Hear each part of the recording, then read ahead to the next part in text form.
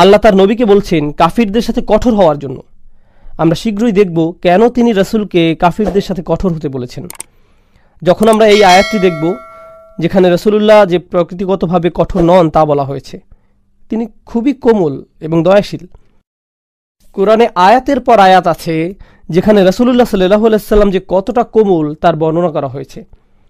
এমনকি মাক্কি সূরাগুলোতেও যে আয়াতগুলো এই মাদানী আয়াতগুলোর পূর্বে নাজিল হয়েছে, সেখানেও দেখা গেছে রাসূলুল্লাহ কাফিরদের সাথে খুবই কোমল সুরে কথা বলছেন। উপরে যে আয়াতটির কথা বলা হচ্ছে সেটি নিঃসন্দেহে অবিশ্বাসীদের প্রতি নাজিল হওয়া কোরআনের সবচাইতে কঠিন আয়াতগুলোর একটি, খুবই শক্তিশালী আয়াত যেখানে রাসূলকে কাফিরদের সাথে কঠোর হতে বলা হচ্ছে। আরেকটি বিষয় হচ্ছে এই কাফিররা এরা বিশ্বাসীদের থেকে সংখ্যায় অনেক বেশি, শক্তিতেও তাদের থেকে অনেক বেশি, রাজনৈতিকভাবে তারা উপরে, সামাজিক অবস্থার দিক দিয়েও তারা উপরে। আর তাই এই অবস্থার পরিপ্রেক্ষিতে যখন তারা রাজনৈতিক ও সামাজিকভাবে ঊর্ধ্বে এবং একই সাথে রাসূলুল্লাহর বংশধর আর এগোচ্ছে না, তারা নিজেদেরকে খুবই শক্তিশালী অবস্থায় আর রাসূলকে দুর্বল অবস্থায় পতিত ধরে নিচ্ছে। তারা ভাবছে যে তাদের এই অবস্থায় সহজেই তারা তাকে চাপ প্রয়োগ করতে পারবে। এই অবস্থায় রাসূল কিছুটা ছাড় দিতে বাধ্য হবেই। তাই তারা রাসূলুল্লাহকে প্রস্তাব দেয়, যা আপনারা আগে হয়তো শুনেছেন, যে তুমি 1 বছর আমাদের সাথে কুফর অবলম্বন করবে, আমরা পরের বছর ইসলাম পালন করব। অন্যভাবে বললে 1 সিজন শিরক চলবে আর পরের সিজন ইসলাম, তারপর আবার, অর্থাৎ দেয়া নেয়া চলবে। অথবা আমরা তোমাকে কিছু ধন সম্পদ এটা সেটা দেব, আমাদেরকে ছেড়ে চলে যাও, আমাদের ধর্ম নিয়ে আমাদের থাকতে দাও। মানে এই ধরনের প্রস্তাব তারা রাসূলের প্রতি রাখছিল। তাদের এই ধরনের প্রস্তাবগুলো থেকে দুটো বিষয় বোঝা যায়। এক, তারা বুঝতে পারে যে এই ব্যক্তি সে কখনোই তার কাজ থেকে অব্যাহতি নিবে না, যে পথে সে মানুষদের ডাকতেই থাকবে, আর আমরাও কখনোই তার ডাকে সাড়া দিব না। তাই একমাত্র সমাধান হচ্ছে যেটাকে বলে রাজনৈতিক সমঝোতা, আমরা কিছু ছাড় দেই, তোমরা কিছু ছাড় দাও। আল্লাহ আজ্জা জাল্লা কোরআনে বলছেন অদ্দু লাউ তুদহিনু ফায়ুদহিনুন, তারা শুধুমাত্র এটাই চায় যে তুমি কিছুটা শিথিল হও, যাতে তারাও কিছুটা শিথিল হতে পারে। অর্থাৎ আমরা কিছুটা ছাড় দিয়ে দেই, তুমি কিছুটা দিয়ে দাও, এতে আমাদের সবারই ভালো হয়, এটাই তারা চায়। অর্থাৎ তারা বুঝতে পারছে যে মুহাম্মদ কখনোই ছাড় দেবে না, অন্ততপক্ষে টুকটাক কিছু বিষয় তার থেকে নেওয়া যেতে পারে, কিছু অংশ হয়তোবা, আর সে কখনোই আমাদের ধর্ম মেনে নেবে না। তো আমরা তাকে একটু আধটু মেনে নিতে অনুরোধ করি। আর জেনে নিন, এটা শয়তানেরও একটা কৌশল। কুরাইশরা শয়তানেরই একটা ক্লাসিক কৌশল অনুসরণ করেছে। আল্লাহ আজ্জা ওয়া জাল্লা বলেন, ইয়া আইয়ুহাল্লাযীনা আমানু উদখুলু ফিস-সিলমি কাফা ওয়া লা তাত্তাবিউ খুতুওয়াতিশ শাইতান, হে ঈমানদারগণ, যারা বিশ্বাসের দাবি রাখো, পরিপূর্ণ ও যথাযথভাবে ইসলামে প্রবেশ করো, এমন অবস্থায় যে তোমরা শয়তানের পদাঙ্ক অনুসরণ থেকে দূরে। অর্থাৎ ইসলামে প্রবেশ কিন্তু যা পুরোপুরি নয়, সেটা মূলত শয়তানের পদচিহ্নেরই অনুসরণ। শয়তান আপনাদেরকে ইসলাম ছাড়াতে চায় না, সে চায় এর থেকে কিছু অংশ আপনারা ছেড়ে দিন। আরে শুধু এটুকুই তো, ছেড়ে দাও, পরের বার যখন আসবো তখন হয়তো আরেকটু দিব। আমার উস্তাদ বাঁধের উদাহরণ দিতেন। সেই বাঁধ দেখেছেন কখনো, যেটা পানি ধরে রাখে? সেই বাঁধ ধ্বংস করতে হলে আপনাকে পুরো বাঁধে ফাটল ধরাতে হবে না, যেটা করতে হবে শুধুমাত্র একটা চির বা ফাটল ধরাতে হবে। সময়ের সাথে সাথে কি হবে জানেন? সেই ফাটল ধীরে ধীরে বড় হতে থাকবে, যতক্ষণ না পুরো বাঁধটাই ধ্বংস হয়ে যায়। আপনার পুরো বাঁধ নিয়ে চিন্তা করার প্রয়োজন নেই, আপনার শুধুই প্রথম চিরটা ধরানোর প্রয়োজন, বাকিটা নিজে নিজেই হয়ে যাবে। তো এটাই হচ্ছে পরিকল্পনা যা কুরাইশরা করেছিল। যদিও আগের সূরাতে আল্লাহ তাআলা দুটো কাজ করেছিলেন। এক, তিনি তার রাসূলকে এত দিয়েছেন যে তোমরা তাকে কোনো কিছু দিয়েই পটাতে পারবে না। আল্লাহ তার রাসূলকে দিয়েছেন আল কাউসার, ইন্না আ'তাইনাকাল কাউসার। তো এখন তোমরা তাকে যাই দিতে চাও না কেন, ধন সম্পদ, ক্ষমতা, সম্মান, আল্লাহ তাকে এর চাইতে ঢের বেশি আগেই দিয়ে দিয়েছেন। তোমরা যা কিছু দিতে পারো তা কখনোই আল্লাহ যা দিয়েছেন তার সাথে প্রতিযোগিতা করতে পারবে না। অর্থাৎ তাদের উৎকোচ কোনো কাজে আসছে না, আর ধোপে টিকছে না।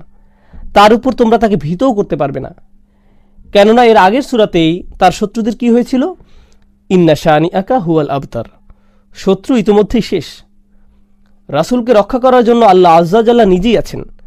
তাই এই মুহূর্তে তোমার ভয় পাবার কিছুই নেই, আর তোমার তাদের কোনো প্রস্তাব বা কথাবার্তায় সাড়া দেওয়ার কোনো প্রয়োজন নেই।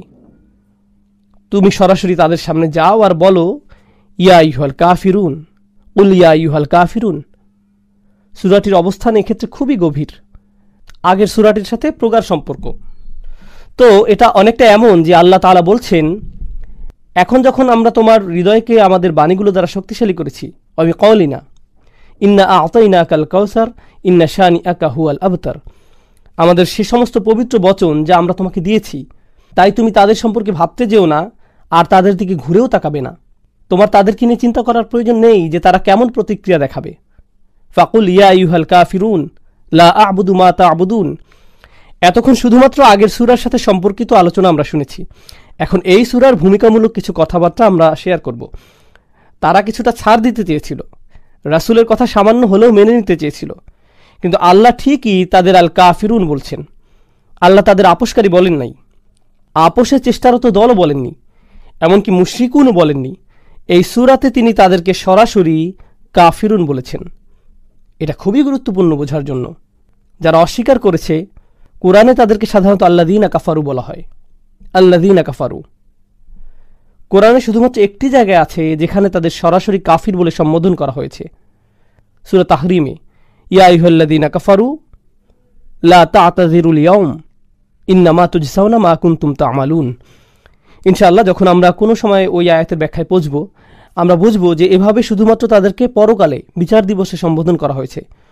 যদিও এই বিষয়ে আলেমদের ইজমা নেই যে আল্লাহই তাদের সাথে সরাসরি কথা বলছেন, কেননা কোরআনের অন্যান্য জায়গায় আল্লাহ তাআলা বলছেন, ওয়ালা ইয়াতাকাল্লামুল্লাহু ইয়াওমাল কিয়ামাহ, পুনরুত্থান দিবসে আল্লাহ তাদের সাথে কথা বলবেন না।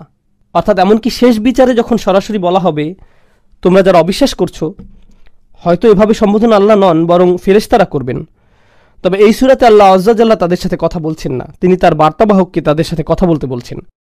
এবং যেই শব্দটি আল্লাহ তাদের জন্য বেছে নিয়েছেন, আল কাফিরুন, এখন এটা বোঝা আপনাদের জন্য জরুরি যে তারা কখনোই আল্লাহকে অস্বীকার করেনি, বরং তাদের যদি জিজ্ঞেস করা হয় আসমান জমিন কে সৃষ্টি করেছে, ওয়ালা ইন সাআলতাহুম মান খালাকাস সামাওয়াতি ওয়াল আরদ লা ইয়াকুলুন্নাল্লাহ, তাদের যদি জিজ্ঞেস করো আসমান সমূহ এবং এই জমিন কে সৃষ্টি করেছে, আল্লাহ বলছেন নিশ্চিত থাকো তারা অবশ্যই বলবে আল্লাহ। হ্যাঁ, এই মুশরিকরাই বলবে আল্লাহ। কুফর বলতে বোঝায় আমি আল্লাহকে অস্বীকার করছি, কিন্তু শিরক বলতে বোঝায় আমি আল্লাহকে অস্বীকার করছি না, তবে তার সাথে আরও পার্টনার আছে এমন বিশ্বাস রাখছি। আপনারা নিশ্চয়ই এসবের সংজ্ঞা জেনে থাকবেন।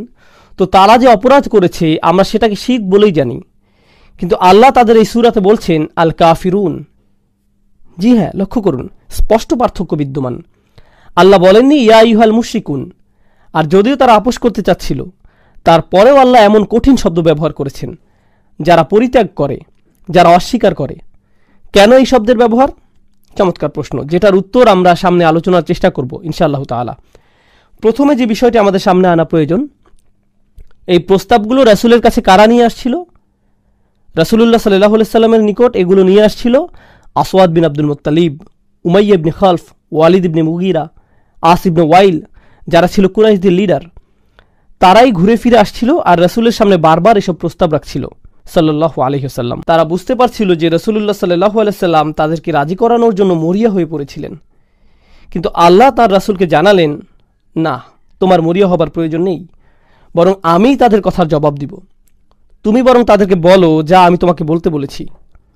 কুল ইয়া আইয়ুহাল কাফিরুন, এখানে আল কাফিরুন শব্দটা ইসম রূপে ব্যবহার করা হয়েছে, আল্লাযীনা কাফারু বলা হয়নি, যার অর্থ হচ্ছে তারা যারা অবিশ্বাস করেছে, বরং আল কাফিরুন হচ্ছে একটি বিশেষ্য ইসম, যেটাকে নির্দিষ্টভাবে ইসমে ফাইল বলে। অর্থাৎ যাদের এখন অবিশ্বাস করতে দেখা যাচ্ছে, আগামী দিনগুলোতেও তারা অবিশ্বাস করে যাবে এবং অতীতেও তারা অবিশ্বাস করে আসছিল। অন্যভাবে বললে আল্লাহ এখানে তাদের কথা বলছেন যারা কখনো পরিবর্তিত হবে না। তোমরা রীতিমতো অন্তরে কুফর প্রতিষ্ঠা করে ফেলেছ, কোনো উপায় আর বাকি রাখুনি যে তোমরা এখন পাল্টাবে। আর এই ব্যাপারে নিশ্চয়তা কে দিচ্ছেন? এটা রাসূল নয় যিনি এর নিশ্চয়তা দিচ্ছেন, বরং আল্লাহ নিজে এর নিশ্চয়তা দিচ্ছেন, তাই তাদের আল কাফিরুন বলে ডাকছেন। এখন বুঝতে পারছেন?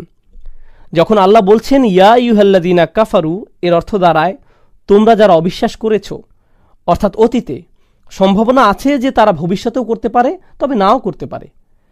কিন্তু যখন আল্লাহ তাদেরকে বলছেন আল কাফিরুন, এর দ্বারা চিরকালের জন্য তাদের ভাগ্য নির্দিষ্ট হয়ে গিয়েছে, চিহ্নিত হয়ে গিয়েছে যে তাদের আর পরিবর্তন হবার নয়, কোনো আশা নেই।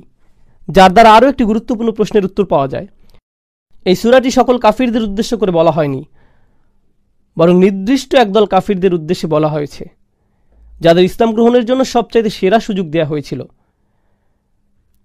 আর জেনে এখন কেন আমি সর্বোচ্চ সেরা সুযোগ বলছি।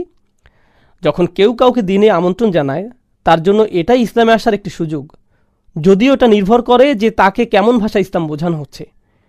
যে ইসলাম জানাচ্ছে তার কথা আল্লাহ কতটুকু বরকত দিয়েছেন, চারপাশের পরিবেশ, সাথে যিনি আমন্ত্রণ জানাচ্ছেন তার চরিত্র অনেক জরুরি। কেননা কারো কথাবার্তা যতই ভালো হোক না কেন, তার চরিত্রের সাথে কথার মিল না থাকলে সে কথা ফলপ্রসূ হয় না। এখন আসুন, এই কাফিররা তারা কার দ্বারা দ্বীন ইসলামে আমন্ত্রিত হয়? যে কোনো সাধারণ বক্তা নয়, তাদের দ্বীনে দাওয়াত দেন স্বয়ং রাসূলুল্লাহ সাল্লাল্লাহু আলাইহি সাল্লাম। আর এক্ষেত্রে তারা কার চরিত্র সামনে পায়? বছরের পর বছর ধরে তারা চরিত্র দেখেছিল, শুধু বছর নয়, আসলে তারা তাকে জেনেছিল সমগ্র জীবন ধরে, তার জন্মের পর থেকেই।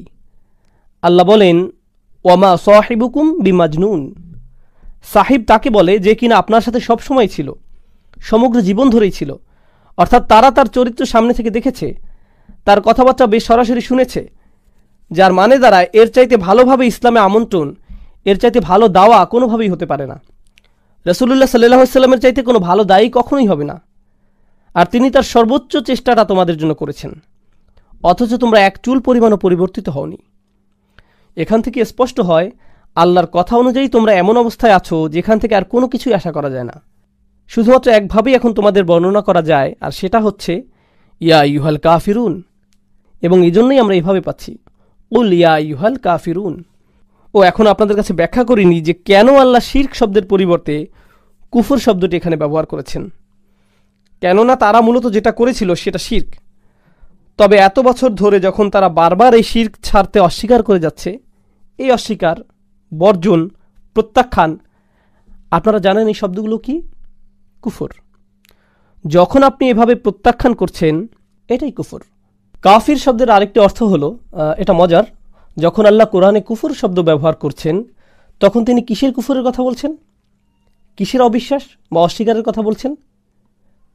ফামাই ইয়াকফুর বিল্লাহ, যে কেউ যে আল্লাহকে অবিশ্বাস করে, আল্লাযীনা ইয়াকফুরুনা বিআয়াতিল্লাহ ওয়া বিরুসুলিহ, যে কেউ যে অবিশ্বাস করে আল্লাহকে আর আয়াতসমূহকে বা পরকালীন বিচার দিবসকে বা তার প্রেরিত রাসূলদের, অথবা আরও নির্দিষ্টভাবে তার প্রেরিত শেষ রাসূলকে সাল্লাল্লাহু আলাইহি সাল্লাম। তাই যখন বলা হয় যারা অবিশ্বাস করেছ, অবিশ্বাস কিসে? আর এখানে আল্লাহ শুধু বলছেন তারা যারা অবিশ্বাস করেছ, সাথে বলছেন না যে তারা কিসে অবিশ্বাস করেছে। অন্যভাবে বললে এর দ্বারা বোঝায় আগের সকল বিষয়গুলোতে অবিশ্বাস। তোমরা অবিশ্বাস করেছ আল্লাহতে, যদিও তোমরা ভাবছো যে তোমরা বিশ্বাস করো। তোমরা ভাবো যে তোমরা কাবার চারপাশে আল্লাহর ইবাদত করছো, কিন্তু সত্যিকার অর্থে বললে তোমরা আল্লাহতে আসলে বিশ্বাস রাখো না। তোমরা এই রাসূলে অবিশ্বাস করছো সাল্লাল্লাহু আলাইহি সাল্লাম। তোমরা অবিশ্বাস করছো সকল আয়াতসমূহে যা তোমাদের নিকট আসছে। তোমরা নিজেদের সেই সচেতনতা যা নিয়ে তোমরা জন্ম হয়েছ সেটাকেও অবিশ্বাস করছো। হ্যাঁ, সকল মানুষের জন্ম হয়েছিল একটা ফিতরা নিয়ে, সেই ফিতরা নিয়ে যেটা আমাদের সকলের আত্মা জন্ম থেকেই জানে, লা ইলাহা ইল্লাল্লাহ। এটা আল্লাহকে রব হিসাবে স্বীকার করে। আল্লাহ তাআলা সূরা আরাফের 172 নম্বর আয়াতে আমাদের বলছেন, তিনি আমাদের এই প্রশ্ন করেছেন পৃথিবীতে আমাদের আগমনের পূর্বেই। তিনি বলেন, আলাস্তু বিরব্বিকুম, আমি কি তোমাদের রব নই? আর আমরা কি বলেছিলাম? ক্বালু বালা শাহিদনা, হ্যাঁ অবশ্যই আমরা সাক্ষ্য দিচ্ছি। অর্থাৎ আমরা শাহাদা উচ্চারণ করেছি এখানে আসার পূর্বেই।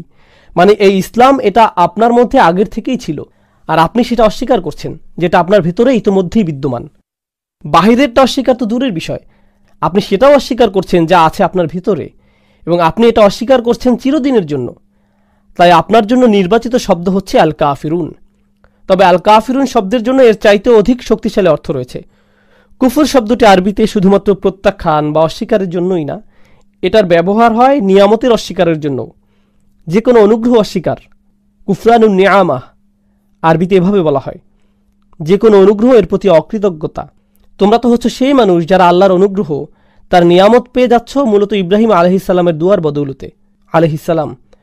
তোমরা গ্রহণ করছো আল্লাযী আত'আমাহুম মিন জু' ওয়া আমানাহুম মিন খাউফ। তোমরা আসহাবুল ফিলের থেকে আশ্রয় পাচ্ছ। তোমাদের যেতে হয় রিহলাতা শিতা ইয়া সাইফ, তোমরা এই সকল নিয়ামত সর্বক্ষণ ভোগ করছো এবং সবার উপরে তোমরা পেয়েছো আল্লাহর শেষ নবীকে সাল্লাল্লাহু আলাইহি সাল্লাম। তোমরা পেয়েছো ইব্রাহিমের সেই দোয়ার ফসল, রব্বানা ওয়াবআথ ফীহিম রাসূলাম মিনহুম। হ্যাঁ, এই উপহার তোমরাই পেয়েছো। সমগ্র দুনিয়ার এই লক্ষ কোটি মানুষের ভিড়ে শুধুমাত্র তোমরাই পেয়েছো এই শেষ রাসূলকে। আর তারপরেও তোমরা এতটা অকৃতজ্ঞ, তাই তোমাদের বলা হচ্ছে চিরন্তন অকৃতজ্ঞ। কুল ইয়া আইয়ুহাল কাফিরুন। ইমাম রাজি এই সূরার ব্যাখ্যায় বলেন, রাসূলুল্লাহর ব্যক্তিত্ব কোরআনে যেখানে যেখানে আলোচনা করা হয়েছে, আয়াতগুলো কি ছিল? ফাবিমা রাহমাতাম মিনাল্লাহি লিনতা লাহুম। এটা আল্লাহর বিশেষ কৃপা যে আপনি তাদের প্রতি সদয় ছিলেন। বিল মুমিনিনা রাউফুর রহিম। বিশ্বাসীদের প্রতি তিনি সর্বদাই স্নেহশীল, দয়ালু। ওমা আরসালনাকা ইল্লা রাহমাতাল লিল আলামিন। আমরা তোমাকে বিশ্বাসীদের জন্য রহমত ব্যতীত অন্য কিছু করে পাঠাইনি। এমনকি যখন তিনি তাদের সাথে কথাবার্তা বলতেন সেখানেও শান্ত থাকার কথা বলা হয়েছে। ওয়াজাদিল হুম বিল্লাতি হিয়া আহসান। সেখানেও শান্ত থাকার কথা বলা হয়েছে। ওয়াজাদিল হুম, আর তাদের সাথে বিতর্ক করো, বিল্লাতি হিয়া আহসান, এমন উপায়ে যেটা উত্তম, খুবই চমৎকার উপায়ে। সাধারণ বিতর্কসমূহ শান্ত বা সুন্দরভাবে হয় না। আপনারা যদি কখনো বিতর্ক দেখে থাকেন, এগুলো কুৎসিত বা নোংরা পর্যায়ে চলে যায়। আর রাসূলকে নির্দেশ দেওয়া হলো, যদি আপনি তাদের সাথে বিতর্ক করেন সেটা করুন খুবই সুষ্ঠু সুন্দর উপায়ে। সাল্লাল্লাহু আলাইহি সাল্লাম এ কেমন দয়ার নমুনা তার সকল দাওয়াতি কর্মকাণ্ডে। ওয়া আনযির আশীরাতাকাল আকরাবিন। তোমার পরিবারের সবচাইতে কাছের মানুষদের সতর্ক করো। আর হ্যাঁ, দিনে আমন্ত্রণের ক্ষেত্রে সবচাইতে কঠিন পরীক্ষা হয় নিজের পরিবারের ক্ষেত্রে। চাচা মামারা বা নিজ গোত্রের মানুষরাই বেশি সমস্যার হয়, তারাই শত্রু হয়ে যায়। কুল্লা আসআলুকুম আলাইহি আজর ইল্লাল মাওয়াদ্দাতা ফিল কুরবা। সুবহানাল্লাহ। রাসূলকে বলা হচ্ছে, আমি তোমার কাছে কোনো প্রতিদান চাই না, শুধু এটাই চাই যে তুমি তোমার কাছের মানুষদের ভালোবাসবে। আমি চাই যে তুমি তোমার আত্মীয় স্বজনদের সাথে ন্যায় করবে। মূলত সে সময় যে অন্যায়টা আরবে বেশি হতে দেখা যেত, ইয়া আইয়ুহার রাসূল বাল্লিগ মা উনজিলা ইলাইকা মির রাব্বিক। হে রাসূল, তোমার রবের পক্ষ থেকে যা তোমার প্রতি নাজিল হয়েছে তা পৌঁছে দাও। ওয়া ইল্লাম তাফআল, যদি সেটা না করো, ফামা বাল্লাগতা রিসালাতাক, তাহলে তুমি তোমার কাজ সঠিকভাবে করলে না, যে দায়িত্ব দেয়া হয়েছিল সেটা করতে পারলে না। অন্যভাবে বললে রাসূলুল্লাহ সাল্লাল্লাহু আলাইহি সাল্লামকে বারবার বলা হয়েছে বার্তা পৌঁছাও, ছড়িয়ে দাও, ছড়াতেই থাকো। এত প্রকটভাবে বলা হয়েছে যে ফাইদাল্লাযী বাইনাকা ওয়া বাইনাহু আদাওয়াতা কাআন্নাহু ওয়ালিয়্যুন হামীম। সূরাতুল হামীম আস-সাজদায় বলা হয়েছে, যদি এমনও হয় যে সে তোমার সাথে শত্রুতা পোষণ করা শুরু করে, তারপরেও তাকে কাছের বন্ধু হিসেবে দাওয়াত দিতে থাকো। আল্লাহর পক্ষ থেকে রাসূলুল্লাহ সাল্লাল্লাহু আলাইহি সাল্লামের জন্য উপদেশ এমনই ছিল। কিন্তু এই মানুষগুলো এমনই অবস্থায় পৌঁছেছে যে আল্লাহর রাসূলকে খুবই কঠিন কিছু বলতে বলা হচ্ছে, যা কিনা তার কোমল হৃদয় থেকে নিঃসরণ সম্ভব নয়। তার মুখ থেকে এমন ভাষা আসবেই না। আর তাই শুরুতেই কুল শব্দটি এসেছে। এই শব্দ নিজ থেকে সরাসরি বলতে পারবেন না, কারণ আপনি নরম মনের। তাই তাদের এমনভাবে বলুন যাতে বোঝা যায় যে আমি আপনাকে বলতে বলেছি, ইয়া আইয়ুহাল কাফিরুন। এই শব্দগুলো ইঙ্গিত করে যে দাওয়াতের সময় শেষ, সেই সময়কাল ফুরিয়ে গেছে। যদি আল্লাযীনা কাফারু বলা হতো তাহলে হয়তো বুঝতাম যে হয়তো তারা ভবিষ্যতে পরিবর্তিত হবে। কিন্তু যখন এখানে বিশেষ্য বা ইসমের ব্যবহার হচ্ছে, বোঝা যাচ্ছে এটা অবিচলতা বোঝাচ্ছে। তোমরা কাফিরই থেকে যাবে। আর এই শব্দগুলোর উচ্চারণ রাসূলুল্লাহ সাল্লাল্লাহু আলাইহি সাল্লামের জন্য খুবই কঠিন, কেননা তিনি রহমত হিসাবেই দুনিয়াতে এসেছেন। আর মানুষদের নিয়ে তিনি সর্বদাই চিন্তিত, দুঃখিত। কিন্তু এখন ওনাকে বলা হচ্ছে, তোমাকে অবশ্যই এমন কিছু বলতে হবে যা তুমি নিজেও শুনতে পছন্দ করবে না। এর দ্বারা স্পষ্ট হলো যে এই মানুষরা আল্লাহর বার্তা নিতে পারেনি, এসব তারা আর কখনো নিতে পারবেও না। এরা হচ্ছে কাফিরদের স্পেশাল ব্র্যান্ড। তারা শুধু আল্লাহর দয়া থেকে বঞ্চিত হয়েছে এমন নয়, রাসূল সাল্লাল্লাহু আলাইহি সাল্লামও তাদের আর দয়া প্রদর্শন করবেন না, ইচ্ছায় বা অনিচ্ছায়। যেখান থেকে আমরা আমাদের পরবর্তী পয়েন্টে যেতে পারি। সূরা শুরুর এই কুল শব্দটা দিয়েই আল্লাহ কত কিছু বুঝিয়ে দিলেন। এখান থেকেই কত শিক্ষা নেওয়া যাচ্ছে। লক্ষ্য করুন, কাফিররা ভাবছিল যে তাদের যাচাই বাছাইয়ের সুযোগ রয়েছে, কিংবা এখান থেকে একটু ওখান থেকে একটু, বা যেমন মন চায় তেমন ধর্ম তারা অনুসরণ করতে পারবে। ঠিক যেমন বর্তমান সময়ে ফ্রিডম অফ রিলিজিয়ন বলা হয়। তারা যেমন চায় বিশ্বাস করতে পারে, চাইলে করতে পারে বা নাও করতে পারে। রাসূলুল্লাহ সাল্লাল্লাহু আলাইহি সাল্লাম এখানে নিজের চিন্তাভাবনা বা পছন্দ উপস্থাপন করছেন না। তিনি কি বলছেন? কুল মা ইয়াকুনু লি আন উবাদদিলা মিন তিলকাই নাফসি, আমার কোনো ক্ষমতা নেই যে তোমাদের সামনে যা আনছি তা থেকে আমি নিজে কোনো কিছুর পরিবর্তন করব। আমার সেই সামর্থ্য নেই। আমি তো আমার নিজের চিন্তাভাবনা তোমাদের সামনে রাখছি না, শুধুমাত্র আল্লাহর বার্তা তোমাদের সামনে রাখছি। অন্যভাবে বললে, তোমরা ভাবছো যে এই দিন থেকে কমানো বা বাড়ানো সম্ভব, তাই আমাকে কমাতে বাড়াতে বলছো। মনে করছো এটা আমার সিদ্ধান্ত, তাই 1 বছর তোমাদেরটা মানবো আর তোমরা আমার দিন 1 বছর মানবে, এমন বলছো। আল্লাহ বলছেন তুমি তাদের সাথে কথা বলবে না। আমি বলবো কুল, আল্লাহ তাদের কথার জবাব দিবেন, তাদের বুঝিয়ে দিবেন যে এই দিনের সিদ্ধান্ত নেওয়ার কোনো ক্ষমতা রাসূলের নেই, সকল ক্ষমতা আল্লাহর। রাসূল তো শুধু যোগাযোগের মাধ্যম, আর এই জন্যই তাকে রসুল বা বার্তাবাহক বলা হচ্ছে সাল্লাল্লাহু আলাইহি ওয়াসাল্লাম। রাসূলগণ তো কখনো সিদ্ধান্ত নিতে পারেন না, তারা শুধু বার্তা পৌঁছান। হুকুমের ক্ষমতা, ইনিল হুকমু ইল্লা লিল্লাহ, সিদ্ধান্ত, নেতৃত্ব, আদেশ শুধুমাত্র আল্লাহর থেকে। কাফেরদের প্রতি এই ইঙ্গিত দেয়া হয়েছে কুল শব্দটি দ্বারা। তাদের সাথে আপোষ করার কোনো সুযোগ নেই, আল্লাহ সেটা করেন না। আর তারপর আমরা কথা বলেছি সেই বিষয়গুলো সম্পর্কে যেগুলোতে তারা অবিশ্বাস করেছিল। এখন আমরা, যদিও আমি এটা আগেও বলেছিলাম, আবারও প্রশ্নটি করছি, এই সূরা কাদের নিয়ে আলোচনা করছে? ভালোভাবে বুঝুন বিষয়টি। এই সূরা সকল কাফিরদের নিয়ে নয়, যে কোনো কাফিরকে এটা নিয়ে নয়, যে কোনো কাফিরকে নিয়ে এটা নয়, ইহুদি নাসারাদের নিয়ে নয়, আমার আপনার প্রতিবেশী যে কোনো কাফিরকে নিয়ে এখানে আলোচনা করা হচ্ছে না। এখানে আলোচনা হচ্ছে বিশেষভাবে, সুনির্দিষ্টভাবে সেই মানুষদের দলটি সম্পর্কে যারা আল্লাহর নেয়ামত জেনে বুঝে গ্রহণ করে, আল্লাহর প্রেরিত শেষ রাসূলকেও তারাই পায়, তাকে সামনে থেকে দেখে, তার বহনকৃত শেষ আসমানি কিতাব তারা মুখ থেকেই তার শুনতে পায়, তার বহনকৃত শেষ আসমানি কিতাব তারা তার মুখ থেকেই শুনতে পায়। আর এত কিছুর পরেও বছরের পর বছর চেষ্টা শেষে আল্লাহর এত নিয়ামা গ্রহণের পরেও তারা কাফিরই থেকে যায়, অস্বীকার করে। তাদের জন্যই এই সূরাতে এই টাইটেল বরাদ্দ করা হয়েছে। আমি আপনাদের বিষয়টি এত জোরালোভাবে কেন বোঝাচ্ছি? কারণ বর্তমান সময়ে আমরা এতটাই উদাসীন হয়ে পড়েছি এই কোরআন নিয়ে, কাকে বলা হচ্ছে, কি বলা হচ্ছে না বুঝেই যাকে তাকে আমরা এই যে কোনো সূরার টার্গেট বানিয়ে দিচ্ছি। আমরা ধরে নিচ্ছি যে অমুক সূরাটি আসলে তমুকের জন্য, নিজের জন্য ভালোভাবে জানাই হয়নি। একজন অমুসলিমের সাথে দেখা হলো, কুল ইয়া আইয়ুহাল কাফিরুন লা আ'বুদু মা তা'বুদুন। আসলে ব্যাপারটা এত সরল না। আমরা আল্লাহর দ্বীনের এত সোজাসাপটা ব্যাখ্যা দাঁড় করাতে পারি না। বিশেষ করে আল্লাহর কিতাবের ক্ষেত্রে আমাদের অনেক বেশি সাবধানতা অবলম্বন করা প্রয়োজন। কিভাবে সেটার প্রয়োগ করা যায়, কার উপর প্রয়োগ করা যায়, খুবই ভালোভাবে জেনে নেওয়া উচিত। পুরোপুরি নিশ্চয়তা জরুরি। আলেমরা এ ব্যাপারে জোরালোভাবে বলেছেন, মখসুস আল মুখাতিবে কাফারা মখসুস কদ আলিম আল্লাহ মিনহুম ইন্নাহুম কানু লা ইউমিনুন। জামাখশারি, শাওকানিদের মন্তব্য দেখতে পারেন আপনারা চাইলে।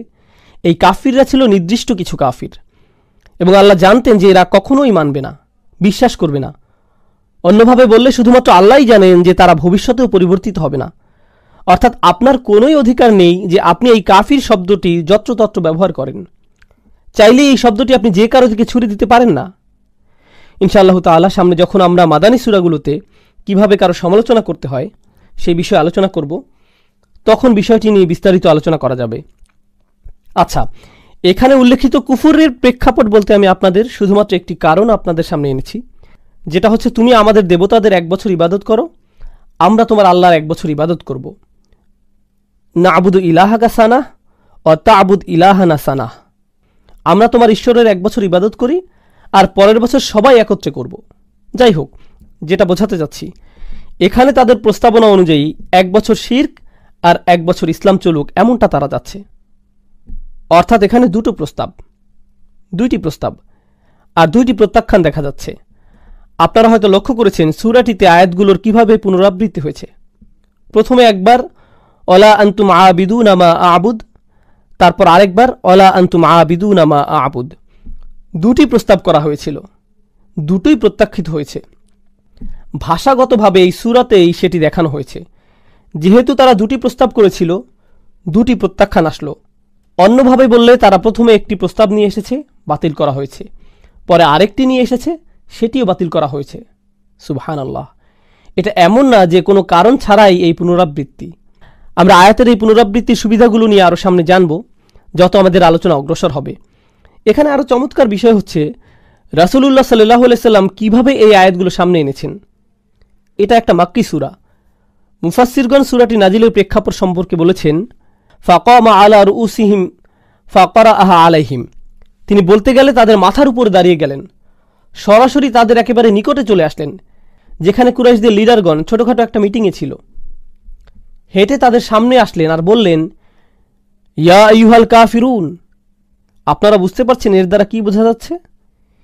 তিনি তাদের হে আমার গোত্রের মানুষ বা হে কুরাইশ এভাবে ডাকেননি, কিংবা হে মক্কাবাসীরা এভাবেও ডাকেননি।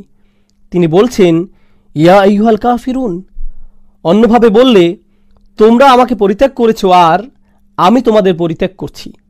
বর্তমান সময়ের পরিভাষায় আমরা হয়তো বলবো, আমি আমার নাগরিকত্ব প্রত্যাখ্যান করলাম, তোমাদের সাথে আমার কিছুই নেই, পুরোপুরিভাবে আমি তোমাদের থেকে নিজেকে দূরে সরিয়ে নিচ্ছি। আচ্ছা, মুসলমানদের কাফিরদের থেকে বা সকল অবিশ্বাসীদের নিজেদের সম্পূর্ণভাবে আলাদা করে ফেলা, এটা তো মূলত প্রকাশ্যে যুদ্ধের ডাক দেওয়ারই নামান্তর। এটাকেই আপনারা বলতে পারেন যুদ্ধের ডাক। তোমাদের সাথে আমার কিছু নেই আর তোমরা সম্পূর্ণরূপে বাতিল, আর আমি এখন থেকে তোমাদের কোনো সম্মানিত নামে ডাকবও না, আমি শুধুমাত্র আল কাফিরুন নামে তোমাদের ডাকব। আর হ্যাঁ, এটা আসলে আমি নই, আমাকে এমন করতে বলা হয়েছে। এখানে কুল শব্দের ব্যবহারের মাধ্যমে কাফিরদের প্রতি সূক্ষ্ম অপমানও করা হয়েছে। কিভাবে? আল্লাহ তাদের এখন এতটাই ঘৃণা করেন যে তাদের সাথে সরাসরি কথা বলছেন না। একই সাথে এখানে রাসূলুল্লাহ সাল্লাল্লাহু আলাইহি সাল্লামের জন্য একটা পুরস্কারও রয়েছে। এখন আপনারা এটা নিশ্চয়ই জানেন, কাফিররা সবাই মানত যে রাসূলুল্লাহ সাল্লাল্লাহু আলাইহি সাল্লাম খুবই সত্যবাদী একজন মানুষ। এমনকি যখন তারা ওনাকে মিথ্যাবাদী প্রমাণ করতে চেয়েছে, তখনও তারা ভেতরে ভেতরে ভালোভাবেই সেটা জানত। এগুলো শুধুমাত্র তাদের ষড়যন্ত্রের অংশ ছিল। তারা নিশ্চিত ছিল যে এই মানুষ মিথ্যা বলতে পারেই না। তো যখন তিনি আসলেন আর তাদের আল কাফিরুন বলে সম্বোধন করলেন, তাদের মধ্যে যদি এক বিন্দুও সততা অবশিষ্ট থাকে, সেটা তাদের জন্য খুবই কষ্টের হওয়ার কথা। কারণ এখানে দুই ধরনের মানুষ আছে, তারা আপনাদের অপমান করতে চাইবে।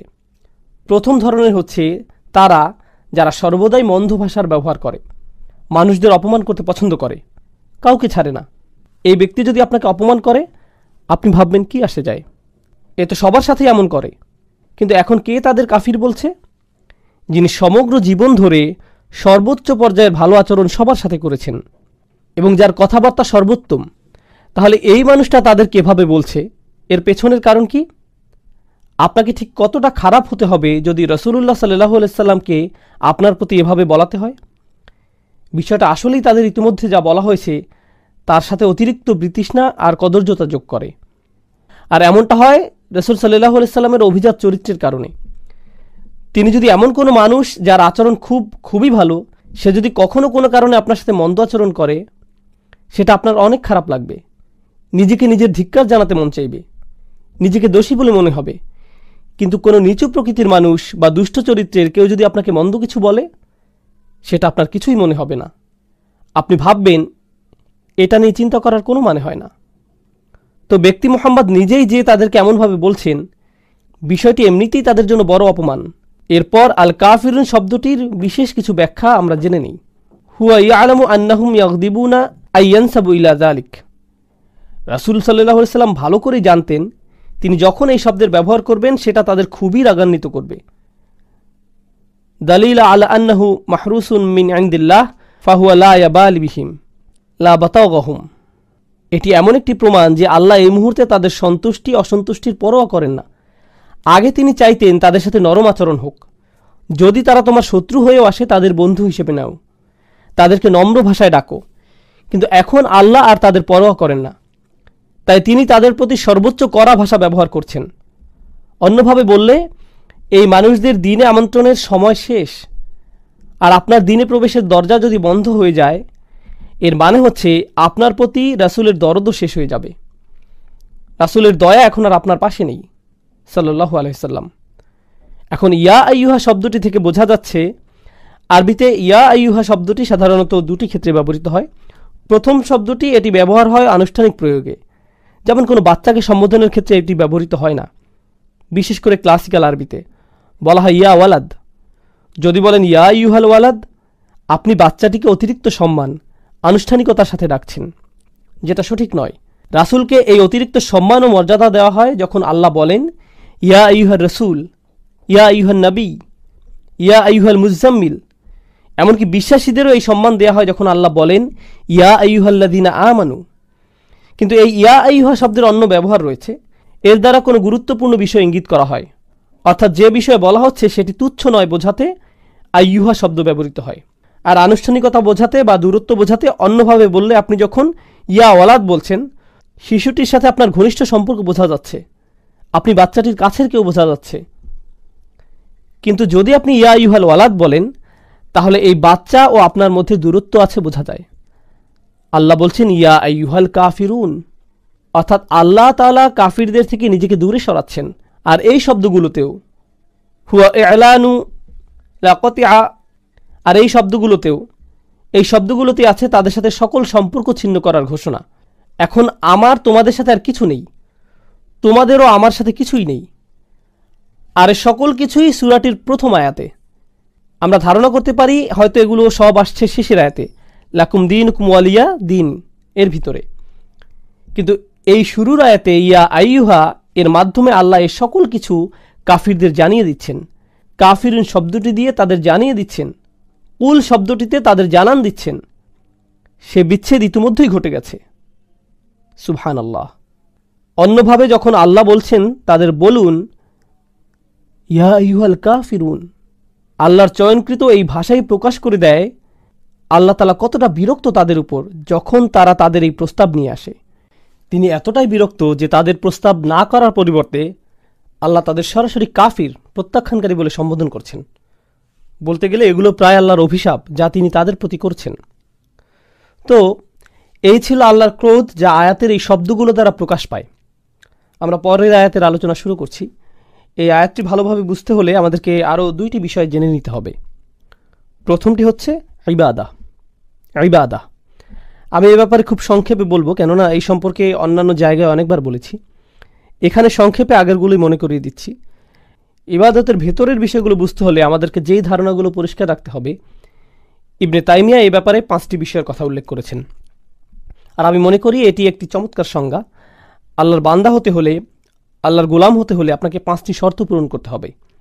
আল্লাহর দাসত্ব কবুল করতে, ইতাআত, দাসত্ব পুরোপুরি মেনে নিতে হবে। যদি এমন হয় যে আপনাকে আল্লাহর দাসত্ব মেনে নিতে হচ্ছে, সাথে অন্য কোনো কিছুর দাসত্বও মেনে নিতে হচ্ছে, তাহলে আল্লাহর দাসত্ব আপনাকে প্রথমে কবুল করতে হবে। আপনি আল্লাহর সৃষ্ট কোনো কিছুর কথা মেনে নিতে পারবেন যদি আপনি একই সাথে আল্লাহর দাসত্বও মেনে নেন। অন্যভাবে বললে, আপনি যদি আল্লাহর কোনো সৃষ্টির কথা মেনে নেন কিন্তু একই সময় আল্লাহর অবাধ্যতা করেন, তাহলে আপনি আর আল্লাহর বান্দা হিসেবে গণ্য হবেন না, কারণ আপনি ইতোমধ্যে শিরক করে ফেলেছেন। লা তাআতা লিমাখলুকিন ফি মাসিয়াতিল খালক। স্রষ্টার অবাধ্যতা হয় এমন কোনো ক্ষেত্রে সৃষ্টির আনুগত্য করা হয় না, এটা হতে পারে না। গোলাম হিসেবে এটা করা যাবে না। তো প্রথম বিষয়টি হচ্ছে ইতাআত। দ্বিতীয় বিষয়টি হচ্ছে ভালোবাসা, হুব। আমাদের অন্য সকল কিছু থেকে বেশি আল্লাহকে ভালোবাসতে হবে। ওয়াল্লাযীনা আমানু আশাদ্দু হুব্বাল লিল্লাহ, যারা বিশ্বাস করে তারা আল্লাহর ভালোবাসায় দৃঢ়। একই সূরাতে আল্লাহ বলেন, ওয়া মিনান নাসি মান ইয়াত্তাখিযু মিন দুনিল্লাহি আনদাদাও ওয়া ইউহিব্বুনাহুম কাহুব্বুল্লাহ। মানুষের মধ্যে এমন রয়েছে যারা আল্লাহর সমকক্ষ দাঁড় করায়, তারা তাদের এমনভাবে ভালোবাসে যেভাবে আল্লাহকে ভালোবাসে। কিন্তু যারা বিশ্বাস করে তারা আল্লাহর ভালোবাসায় দৃঢ় থাকে। অন্যভাবে বললে, আমাদের ভালোবাসা আছে আমাদের পিতামাতার প্রতি, ভাই বন্ধু, সন্তান সন্ততি, জীবনসঙ্গী, ধন সম্পদ ইত্যাদি সকল কিছুর প্রতি, কিন্তু এগুলো কোনোটাই আল্লাহর ভালোবাসার ঊর্ধ্বে নয়। সকল ভালোবাসাই থাকে আল্লাহর প্রতি ভালোবাসার অধীন। আর আল্লাহকে ভালোবাসার পর আসে তার বার্তাবাহকের প্রতি ভালোবাসা, সাল্লাল্লাহু আলাইহি ওয়াসাল্লাম। দ্বিতীয় বিষয়টি ছিল ভালোবাসা। তো এখন পর্যন্ত আমরা দুইটি বিষয় নিয়ে আলোচনা করেছি, দাসত্ব স্বীকার ও ভালোবাসার প্রকাশ। তৃতীয়টি হচ্ছে তাওয়াক্কুল। সৃষ্টিকর্তার উপর আমাদের ভরসা রাখতে হবে। নিজেকে যখন আমি তার দাস হিসেবে স্বীকার করে নিয়েছি এবং তাকে যখন স্রষ্টা হিসেবে কবুল করে নিয়েছি, তখন তিনি যাই আদেশ নির্দেশ আমার প্রতি করুক না কেন, ভরসা রাখতে হবে যে সে সকলগুলো অবশ্যই আমার জন্য উত্তম। যে অবস্থাতেই তিনি আমাকে নিপতিত করুন না কেন, তার উপর ভরসা রাখতে হবে। ভরসা রাখতে হবে যে যদি আমি তার কথা মেনে নেই, তাহলে তার কোনো আদেশ আর আমার জন্য যত কঠিন হোক না কেন, সেটাই উত্তম পন্থা। ইউরিদুল্লাহু আন ইউখাফফিফা আনকুম, আল্লাহ তোমাদের জীবন সহজ করতে চান, তোমাদের বোঝা হালকা করতে চান। আমরা ভাবি যে আল্লাহর কথা মেনে নিলে জীবন কঠিন হবে, আর তার অবাধ্য হলে জীবন সহজ হয়। আমাদের অনেক সময় এমন হয় যে আমরা চিন্তা করি, আহা, সব কিছুই শুধু হারাম, এত কঠিন, ইসলাম খুবই কঠিন। আল্লাহ বলছেন, না, আমি আসলে তোমাদের ইসলাম দিয়েছি যাতে তোমাদের জীবন সহজ হয়। আর আমাদের অবশ্যই বিশ্বাস করতে হবে যে এটা সত্য। আল্লাহর উপর আমাদের ভরসা রাখতে হবে, তাওয়াক্কুল থাকতে হবে। তো আমাদের হলো দাসত্ব, ভালোবাসা এবং ভরসা। চতুর্থ বিষয়টি হচ্ছে আন্তরিকতা বা অকৃত্রিমতা। যখন আমরা কোনো কিছু করি, বিশেষ করে সেটা যদি ইবাদতের বিষয় হয়, আমাদের সেটা শুধুমাত্র আল্লাহর জন্যই করতে হবে। আপনি আল্লাহর সাথে অন্য কোনো বিষয় একত্র করতে পারবেন না। যেমন ধরুন, আপনি মসজিদে দান করবেন, যদি সাথে এমন চিন্তাও রাখেন যে একটু নামও হবে আর হ্যাঁ দানও হবে, এভাবে নিয়ত মিশ্রণ ঘটাতে পারবেন না। সেটা আলাদা যে দান করলে হয়তো আপনার কিছুটা নামও হবে, কিন্তু মনে যদি আগে থেকে খ্যাতির লোভ থাকে, তাহলে আপনার দান বৃথা। আপনার লক্ষ্য শুধুমাত্র আল্লাহর জন্য হতে হবে। আল্লাহ তার জন্য করা নিয়তে অন্য কারো অংশগ্রহণ করা পছন্দ করেন না, বিন্দু পরিমাণও না। আর তিনি আমাদের থেকে যা চান, ইন্না সলাতি ওয়া নুসুকি ওয়া মাহইয়ায়া ওয়া মামাতি লিল্লাহি রব্বিল আলামিন। এই আন্তরিকতার ব্যাপারে আগের সূরাতেই আলোচনা হয়েছে। ফাসল্লি লিরব্বিক, তোমার রবের প্রতি আন্তরিকতার সাথে সালাত আদায় করো। আল্লাহর জন্য কোনো কিছু করার ক্ষেত্রে আমাদের নিয়তকে পরিশুদ্ধ করতে হবে। মাঝে মাঝে ধরুন, এটা যদিও একটু বাইরের আলোচনা কিন্তু গুরুত্বপূর্ণ, আমরা বিভিন্নভাবে দিনের জন্য কাজ করি। কেউ হয়তো মসজিদে সরাসরি সেবাদান করে, কেউ হয়তো মসজিদ কমিটিতে কাজ করে, কেউ হয়তো দাওয়াতি কাজ সম্পন্ন করে, কেউ ইসলামী স্কুল পরিচালনা করে, অথবা কেউ ইসলামিক ওয়েবসাইট চালাতে সহায়তা করে। যেটাই হোক, যেভাবেই হোক, আমরা দিনের জন্য করি কোনো না কোনো উপায়। কাজের শুরুতে আমাদের নিয়ত শুধু আল্লাহর জন্যই থাকে, কিন্তু সময় পার হলে আমাদের মনে বিভিন্ন চিন্তার উদ্রেক হয়। আমরা বলি, মানুষ আমার কথাই শুনছে না, আমার এখানে প্রধান হওয়া উচিত। আর আমাদের আমিত্ব বোধ জাগ্রত হয়, মানুষদের অবশ্যই আমার কাজে স্বীকৃতি দিতে হবে। এখন তো কেউ আমার প্রশংসাই করছে না, লোকজন আমার মতের মূল্যায়নই করছে না, আর এতদিন যা কিছু করেছি কিছুই আমলে নিচ্ছে না। এখন বলুন, আমাদের এই কাজ আল্লাহর জন্য নাকি মানুষের স্বীকৃতির জন্য? আর এভাবে আমাদের মনে যা ঘটে সেগুলো কেউই তেমনভাবে লক্ষ্য করে না, অথচ সময়ের সাথে এভাবেই নিয়ত পরিবর্তিত হতে থাকে। আপনি সততার সাথে আল্লাহর জন্য শুরু করেন হয়তো, কিন্তু সময়ের সাথে আন্তরিকতায় ভাটা পড়ে। আমাদের অবশ্যই ইখলাস বজায় রাখতে হবে, সেই আন্তরিকতা ধরে রাখতে হবে। এখন সর্বশেষ ও সর্বাধিক গুরুত্বপূর্ণ বিষয়টি যা ইবাদতের সাথে জড়িত, আমরা ইতিমধ্যে 4টি বিষয় নিয়ে আলোচনা করেছি, পঞ্চম বিষয়টি বাকি আছে। সহজ ভাষায় আমি এটাকে বলি দাসত্বের শর্ত। লক্ষ্য করবেন, যখন আপনি কোনো চাকরিতে যোগদান করেন, আপনার কোম্পানি ও আপনার মধ্যে একটা চুক্তি সম্পন্ন হয়। চুক্তিতে বলা থাকে আপনি কোম্পানির জন্য কি কি করবেন এবং কোম্পানি আপনার জন্য কি কি করবে। একইভাবে স্বামী স্ত্রীর মধ্যেও চুক্তিনামা থাকে, আমি তোমার জন্য এগুলো এগুলো করব, তুমি আমার জন্য এগুলো এগুলো করবে। চুক্তিনামা, শর্তের আদান প্রদান। একইভাবে সন্তান এবং মা বাবার মধ্যে অধিকারের বিষয় থাকে, এগুলো আমাদের অধিকার, এগুলো তোমাদের অধিকার। এখানেও আদান প্রদান হচ্ছে, পরস্পর বোঝাপড়া এখানেও দেখা যাচ্ছে। যে কোনো রাষ্ট্র বা সরকারের সাথে সেখানকার জনগণের একই ধরনের বোঝাপড়া হয়। তোমরা এই পরিমাণ কর দিবে, এই আইনকানুনগুলো মেনে চলবে, বিনিময়ে আমরা তোমাদের এই সেবা দিয়ে যাব, স্পষ্ট বিনিময়। সাধারণত এই ধরনের বিনিময়গুলো কিছু আপোষ মীমাংসা বা বোঝাপড়ার মাধ্যমে হয়, অর্থাৎ দুই পক্ষই এগিয়ে আসে, আলাপ আলোচনা করে, শেষে আপোষের মাধ্যমে সমঝোতা হয়। কিন্তু যখন আমরা আল্লাহর বান্দা, তখন এই ধরনের শর্ত বা সমঝোতা কি করে ঘটবে? এগুলো কি আলোচনা বা আপোষ মীমাংসার মাধ্যমে হবে? অবশ্যই না। সকল শর্তই আসমান থেকে আসবে, আপনাকে শুধু মেনে নিতে হবে। অর্থাৎ আপনার কোনো যোগ্যতা নেই যে আপনি নির্ধারণ করবেন আল্লাহর বান্দা হতে হলে কি কি মেনে চলবে আর কি কি মেনে চলবেন না, আল্লাহর উপাসনার জন্য কি কি করবেন আর কি কি করবেন না, আল্লাহকে মেনে চলার জন্য কি করবেন আর কি করবেন না। আপনি নিজে কখনোই নিজের জন্য এগুলো নির্ধারণ করতে পারেন না। এই ব্যাপারে সকল শর্ত, সকল কর্তৃত্ব শুধুই আল্লাহর। আর শুধুমাত্র এভাবেই আপনি আল্লাহর বান্দা হতে পারেন যে এসব শর্তে, এই চুক্তিতে আপনার সামান্যতম অংশও নেই। সকল শর্তই আল্লাহর, কর্তৃত্ব শুধুই আল্লাহর। এবার আসুন, কাফিররাও আল্লাহকে ডাকে, তারাও তাওয়াফ করে, সিজদাও করে, আল্লাহর নাম তারাও ভালোভাবেই স্মরণ করে, প্রায় সব কিছুই করে। কিন্তু সেই শর্তগুলো, সেই চুক্তিনামা তারা যেটাকে আল্লাহর দাসত্ব বলে, যেটাকে তারা আল্লাহতে বিশ্বাস বলে, সেই বিশ্বাস দাসত্বের চুক্তিনামা তারা নিজেরাই বানিয়ে নেয়। কিন্তু আল্লাহ বলছেন, তোমরা যদি নিজেদের মন মতো এই শর্তসমূহ বানিয়ে নাও, সেটা গ্রহণযোগ্য না।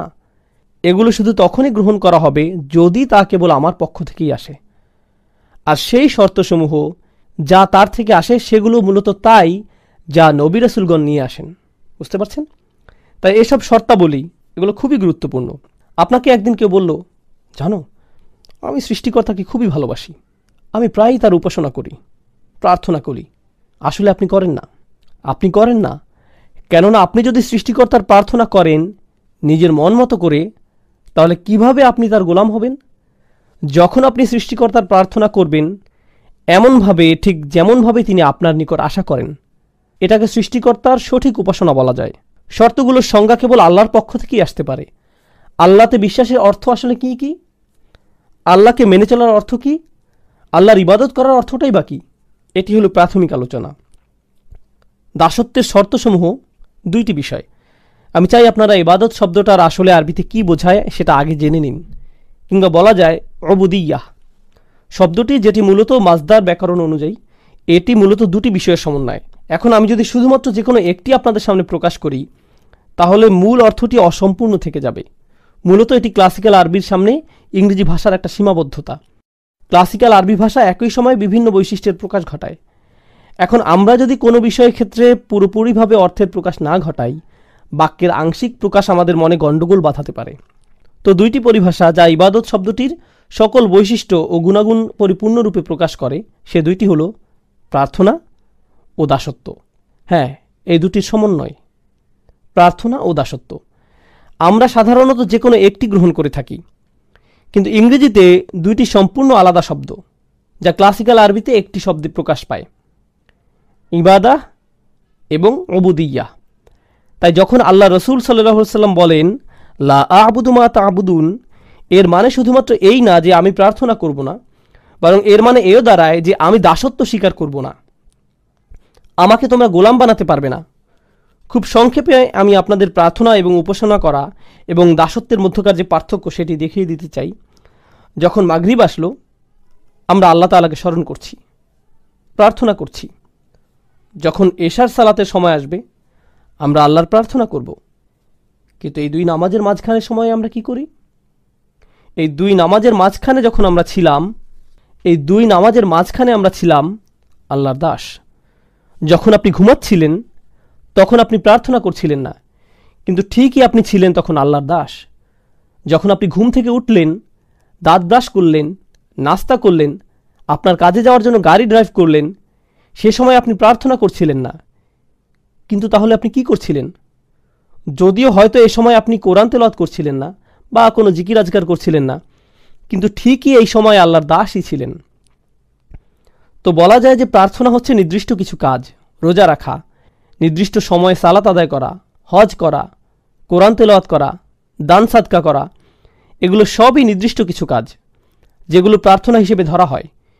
কিন্তু একজন দাস, একজন গোলাম, সে সর্বদাই আল্লাহর গোলাম, যদিও সে এই ধরনের কাজগুলো করে বা না করে। এই ধারণাটি আসলে খুবই শক্তিশালী, কেননা এর মানে দাঁড়ায় আমাদেরকে ঠিক সেভাবে জীবনযাপন করতে হবে যেভাবে আল্লাহ তাআলা চান। শুধুমাত্র জুমার নামাজে বা অন্য কোনো নামাজে আল্লাহকে মানবেন আর অন্য সময় মানবেন না, সেটা চলবে না। নামাজগুলোর মধ্যকার সময়ে আমরা আল্লাহর বান্দাই। হাফিজু আলা সলাওয়াত ওয়াস সলাতুল উস্তা। আলেমদের মধ্যে অনেকে বলেন এখানে সলাতুল উস্তা বলতে নামাজগুলোর মধ্যকার সময়ের কথা বলা হয়েছে। এই সময়ে আল্লাহর সাথে আমাদের কানেক্ট থাকতে হবে, এই সময়ে আল্লাহর সাথে আমাদের সম্পর্ক থাকতে হবে, আমাদের আল্লাহর প্রার্থনা করতে হবে, একই সাথে আল্লাহর দাসত্ব মেনে নিতে হবে। এখন আমরা হয়তো অনেকেই আল্লাহর প্রার্থনা ঠিকভাবেই করি, কিন্তু দাসত্বের ক্ষেত্রে, যেমন হয়তো আপনি আসরে নামাজ পড়েছেন, কিন্তু এখন ভাবছেন সময় তো আছে, একটু মুভি দেখা যায়। মাগরিব চলে আসলো, হ্যাঁ মাগরিবের নামাজেও চলে আসছেন, কিন্তু এভাবে আপনি শুধু প্রার্থনা করছেন, দাসত্বের শর্তে টিকছেন না, আল্লাহর বান্দা হতে পারছেন না। কার হয়তো একটি মদের দোকান আছে, কিন্তু সে 5 ওয়াক্ত নামাজ পড়ছে মসজিদে গিয়ে। তো এখান থেকে সহজে বোঝা যায় যে সে আল্লাহর প্রার্থনা সঠিকভাবে করছে, কিন্তু আল্লাহকে মানছে না, কোনোভাবেই সে আল্লাহর বান্দা নয়। তাই সমস্যা হয়ে যায় আমাদের এই ইংরেজি অনুবাদগুলোর কারণে। এই অনুবাদগুলো দেখে আমাদের মনে হয়, যাক, অন্ততপক্ষে আল্লাহর প্রার্থনা তো সঠিকভাবে করছি, আমার কাজ তো হয়ে গেল। না না, আপনি আল্লাহর প্রার্থনা করছেন, কিন্তু আপনি আল্লাহর বান্দা নন। প্রার্থনা করা হচ্ছে একটি অংশ, দাসত্ব হচ্ছে অপর অংশ, এবং ইবাদা এই দুইটি অংশ নিয়ে গঠিত, শুধু একটিতে হবার নয়।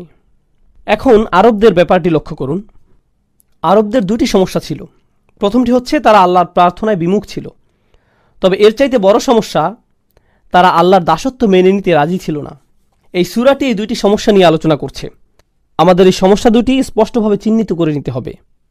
যখন তারা আল্লাহর সামনে মাথা নত করতে এবং অন্য সকল উপাস্য থেকে মুখ ফিরিয়ে নিতে অস্বীকার করে, তখন সেটা তাদের কোন সমস্যা? প্রার্থনাগত সমস্যা নাকি দাসত্বের সমস্যা? অবশ্যই এটি তাদের প্রার্থনাগত একটি সমস্যা। কিন্তু যখন তারা ইয়াতিমদের দূরে ঠেলে দেয়, যখন তারা নারী শিশুদের হত্যা করতে বিরত থাকে না, যখন তারা গরিব দুঃখীদের দিকে ফিরেও তাকায় না, যখন তারা ন্যায় বিচার থেকে নিজেদের দূরে সরিয়ে নেয়, যখন তারা বিনা অপরাধে মানুষ হত্যা করে, যখন তারা কৃতদাসদের উপর অমানবিক অত্যাচার করে, তখন তারা আসলে কিসের সাক্ষ্যদান করে? তারা মূলত আল্লাহর দাসত্বকে প্রত্যাখ্যান করে। আল্লাহর বান্দার ন্যায় জীবনযাপন তারা কোনো আগ্রহ দেখায় না। আপনি আল্লাহর বান্দা মানে আপনি আল্লাহর উপাসনা করেন এবং তার সাথে তার দাসের ন্যায় জীবনযাপন করেন, দুইটি বিষয়। এখন আয়াতটি আমরা ভালোভাবে বুঝব।